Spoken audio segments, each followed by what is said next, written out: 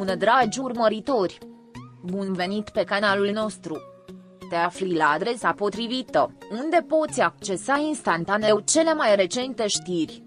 Zlatirkoglu, una dintre cele mai iubite și admirate actrițe de la televiziunea turcă, a rupt în sfârșit tăcerea despre fosta relație cu fostul ei iubit. Într-un interviu recent, ea a vorbit deschis despre experiențele dureroase care încă o bântuie, în special despre imaginile care i-au rămas întipărite în memorie. Nu pot șterge acele imagini, oricât aș încerca.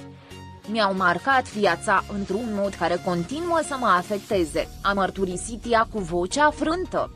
Actrița a precizat că, deși aparențele pot fi înșelătoare, adevărul din spatele ușilor închise este mult mai complex.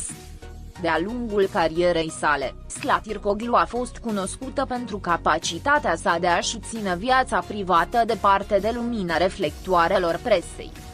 Cu toate acestea, speculațiile constante despre relația ei trecută au determinat-o în cele din urmă să împărtășească unele dintre cele mai dureroase secrete din trecutul ei.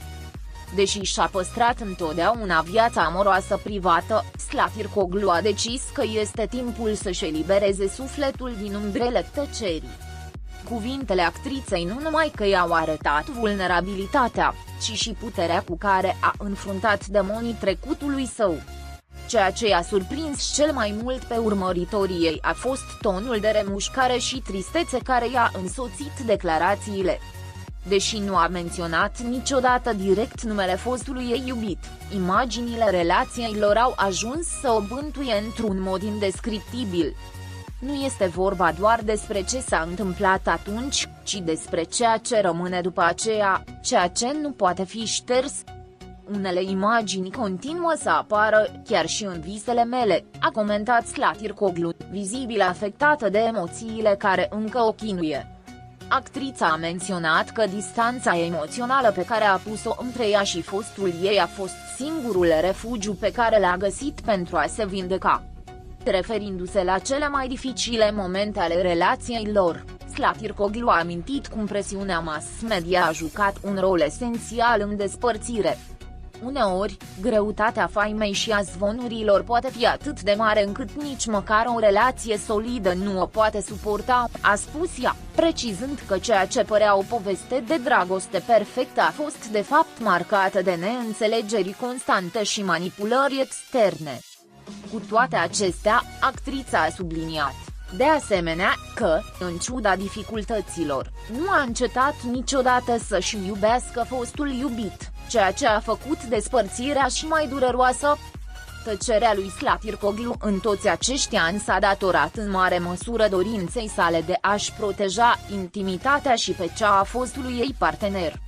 Am încercat întotdeauna să fiu discretă pentru că nu voiam ca întreaga lume să judece ceea ce fusese deja judecat în mine, a explicat ea. Cu toate acestea, după îndelungi reflexii, actrița și-a dat seama că nu mai poate păstra pentru ea suferința pe care o ducea. Viața publică a unei celebrități nu este întotdeauna atât de plină de farmec pe cât pare, iar Zlatirkoglu a experimentat acest lucru direct. În ciuda amintirilor dificile, Zlatirkoglu a vorbit și despre momentele fericite pe care le-a avut cu fostul ei iubit. Au fost momente când totul părea perfect. Existau dragoste, râsete și planuri de viitor, își amintea ea, vizibil nostalgică. Cu toate acestea, zilele întunecate le-au umbrit rapid pe cele bune, iar relația a început să se deterioreze. Pentru Zlatirkoglu, realitatea de a fi o figură publică, cu toate privirile ațintite asupra ei, a complicat și mai mult lucrurile, iar relația s-a prăbușit sub greutatea presiunii externe.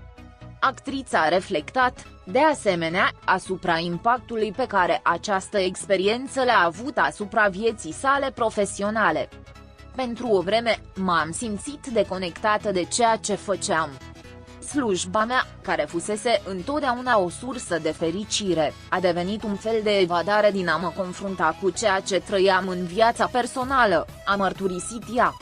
Această dualitate dintre succesul ei profesional și dificultățile ei personale a devenit o provocare constantă. Slatircoglu a învățat să se adapteze, dar nu a încetat niciodată să simtă golul nerezolvat din viața ei amoroasă. Momentul în care Slatircoglu a decis să-și lase fostul iubit în urmă a fost unul dintre cele mai grele din viața ei. A fost un rămas bun pe care știam că trebuie să-l spun, dar pe care nu mi-am dorit niciodată cu adevărat, a recunoscut ea. Totuși, actrița a subliniat că, în ciuda întregii dureri pe care o trăise, despărțirea i-a oferit oportunitatea de a se redescoperi.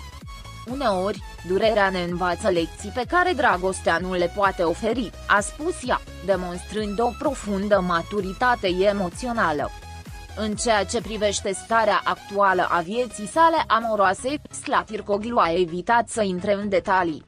Deși au existat zvonuri despre posibile relații, actrița a preferat să se concentreze pe bunăstarea și cariera sa.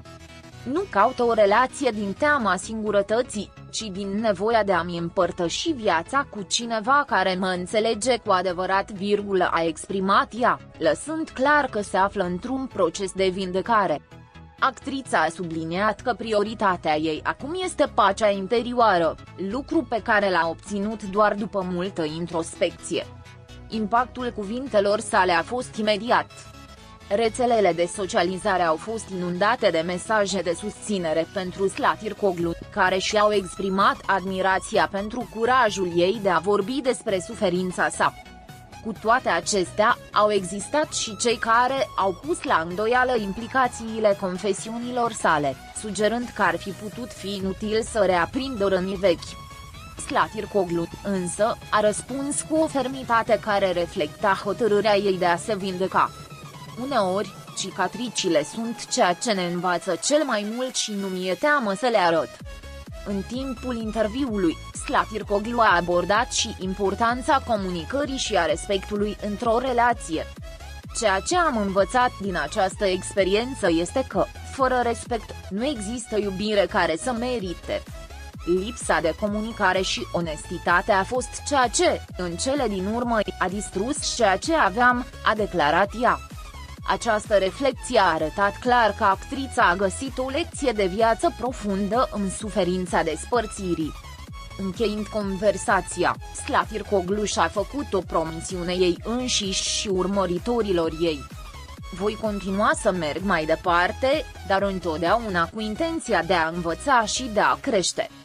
Iubirea vine în multe forme, dar cea mai importantă este iubirea de sine, a spus ea cu un zâmbet timid.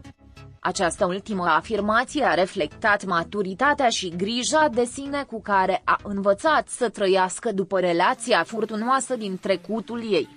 În ciuda cuvintelor dificile pe care le-a spus, Slatircoglu a spus clar că, în ciuda regretelor sale, nu regretă că a trecut prin acea experiență.